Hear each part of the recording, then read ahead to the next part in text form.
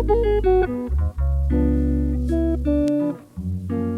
है दोस्तों आपका जीनियस इंटीरियर में। आज हम बात करने वाले हैं, जब हम किसी भी बिल्डिंग को कंस्ट्रक्शन करवाते हैं, किसी भी कॉन्ट्रैक्टर को विद मटेरियल कॉन्ट्रैक्ट देते हैं, तो हमें कुछ चीज़ों की नॉलेज होनी बहुत ज़रूरी होती है। जैसे कि वे हमारा जो कॉन्ट्रैक्टर काम कर रहा है वो घपला तो नहीं कर रहा, या सीमेंट को बचाने के लिए या मटेरियल को अपनी सेविंग करने के लिए वो हमारी गलत रेशियो का इस्तेमाल तो नहीं कर रहा।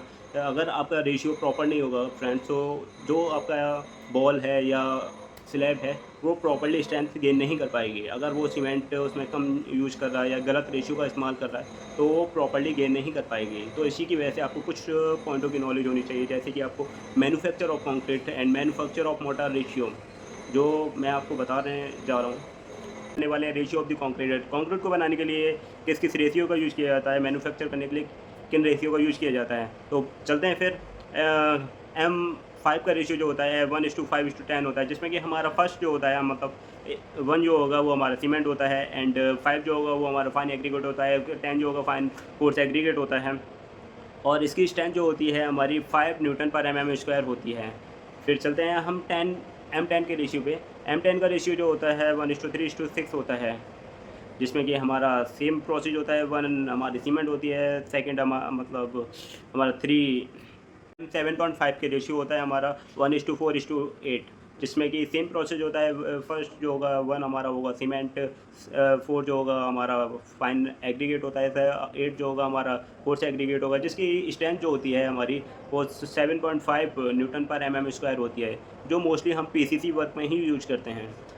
चलते हैं फिर M10 के रेशियो क्या होता है। M10 का रेशियो होता है फ्रेंड्स 1:3:6, जिसमें कि होता है हमारा सेम प्रोसेस। फर्स्ट 1 जो होगा वो हमारा सीमेंट होगा, 3 जो होगा हमारा फाइन एग्रीगेट होता है, एंड जो 6 होगा वो हमारा कोर्स एग्रीगेट होगा। M10 की रेशियो M10 की स्ट्रेंथ होती है 10 न्यूटन पर mm²। अब बात करते हैं हम M15 क्या होता है। 1:2:4, जिसमें कि हमारा जिसकी स्ट्रेंथ होती है हमारी 15 न्यूटन पर mm²।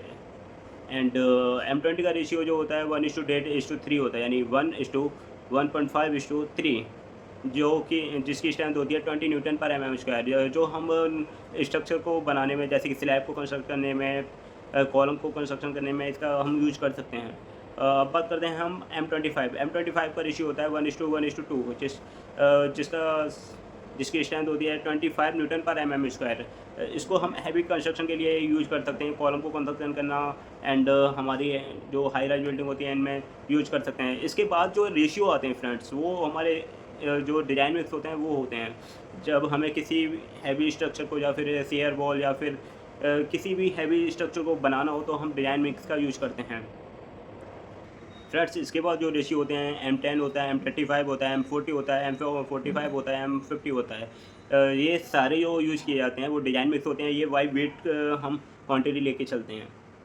ऐसे ही दोस्तों मोटार को बनाने के लिए जो हम रेशियो का यूज़ करते हैं उसमें 1:3, 1:4, 1:5, 1:6 का यूज़ करते हैं। जो हम 230 mm की ब्रिक वॉल का यूज़ करते हैं, उसके लिए हम 1:6 या 1:5 का रेशियो लेके चलते हैं। लेकिन जब हम बात करें 4.5 इंची की बॉल के लिए, तो उसके लिए हम यूज़ करते हैं 1:3, 1:4 के लिए, बिकॉज वो उसको उसको स्ट्रेंथ के लिए हमें हैवी मोटार की ज़रूरत होती है उसको गेन करने के लिए। ये हमारी बॉल हमारी as a partition wall use की जाती है।